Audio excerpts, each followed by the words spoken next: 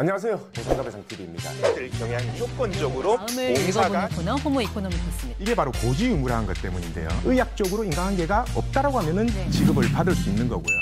우리 권리는 우리가 지키는 겁니다. 보상가배상TV입니다. 오늘 내용은요. 이 제목에서 보셨지만 저희 보상가배상은 보험사와 싸워서 솔직히 잘 지지 않습니다. 제가 사례를 한 가지 소개시켜 드릴 건데요. 이 사건은 교통사고이기 때문에요. 교통사고 보험사도 있죠. 그리고 이분이 따로 가입돼 있던 보험에서 후유장애 보험금을 받기 위해 그 보험사하고도 있습니다. 그래서 이 두 개의 보험사하고의 싸움이었습니다. 결국 우리가 소송 없이 두 개의 모든 보험사한테 완승을 했는데요. 어떻게 된 건지 지금부터 알려드리겠습니다. 이분 같은 경우에는요. 아는 지인 차량에 조수석에 타고 드라이브를 하던 중에 단독 사고가 발생했고 아는 지인은 안타깝게 사망을 했고요. 이분은 양쪽 발목이 많이 다쳤습니다. 진단명은 그냥 양쪽 다리, 발목 쪽에 골절이었거든요. 제가 봤을 땐 이거는 그냥 골절로 합의하면 안 되겠다 판단한 겁니다. 이분의 직업은요, 법인을 운영하는 대표였는데요. 사실 이 신설법인 개설 후 3개월 뒤에 사고라서요. 이 소득 입증이 제대로 안 되는 상황이었습니다. 아시다시피 이 소득 입증이 안 되면요. 일용근로자임금 320만 원 정도로밖에 인정이 안 되거든요. 근데 저희는 이분이 방송 일을 오래 하고 있었다. 그리고 10년 이상의 경력이 있다. 라고 해서 통계소득 약 550만 원을 보험사에 주장을 했죠. 사실 이거 소송을 만약에 진행한다면 장애 부분에서는 애매한 부분이 있었습니다. 한쪽 발목은 확실히 영구장애가 예상됐는데요.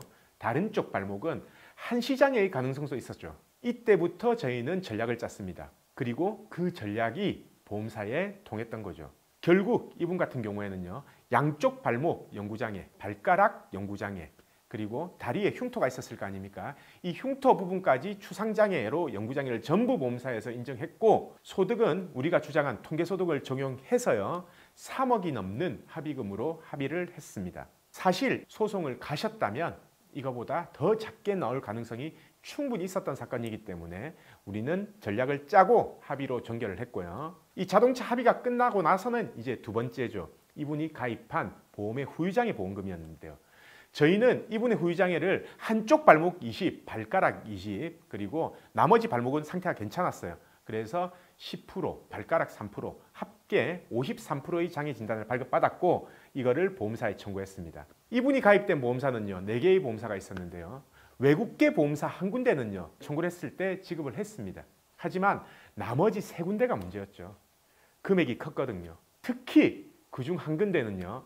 50% 이상 시에만 장애를 지급하는 보험금이었고 그게 1억이 넘는 금액이다 보니까 보험사에서 쉽게 주려고 하겠습니까? 당연히 안 주려고 하겠죠. 결국 3군데는 자기들 자문 결과 한시장애다 라고 해서 부지급 통보를 했습니다. 사실 여기까지는 저는 미리 예상하고 있었습니다. 이분한테도 처음부터 말했고요.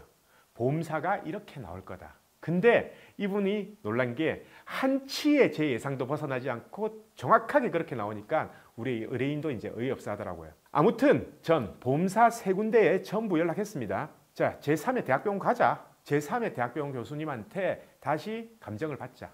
대신 내가 원하는 병원으로 가겠다. 그래서 모 대학병원으로 동반감정을 갔습니다. 사실 저 같은 경우에는요. 동반감정 제가 직접 가서요. 그 교수님한테 전부 설명드리는데요. 제가 이때까지 동반감정 가서 보험사한테 진 적이 단 한 번도 없습니다. 질 것 같으면 동반감정 자체를 안 가요. 그 정도는 판단할 수 있어야 이 보험사를 이길 수 있는 겁니다.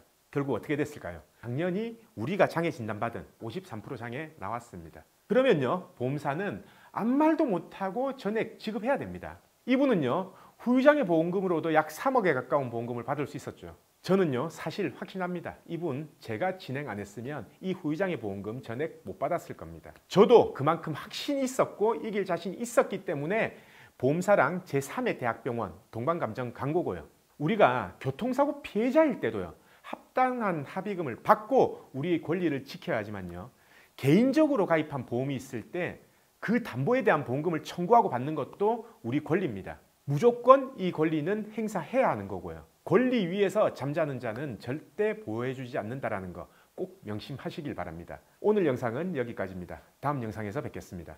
저희 보상가배상 로펌은요, 전화, 카카오톡, 폰메일 상담, 카페 상담 등으로 상담받을 수 있습니다. 저희는 서울과 부산에 사무실이 있고요. 전국 번호는 1544-3102로 문의 주셔도 되고, 카카오톡에서 보상가배상을 검색하셔서 카톡으로 문의 주셔도 됩니다. 그리고 이 영상 댓글란을 보시면 메일로 신청하는 링크를 클릭하셔서 자세하게 작성해 주셔도 저희가 전화를 드리고 있습니다.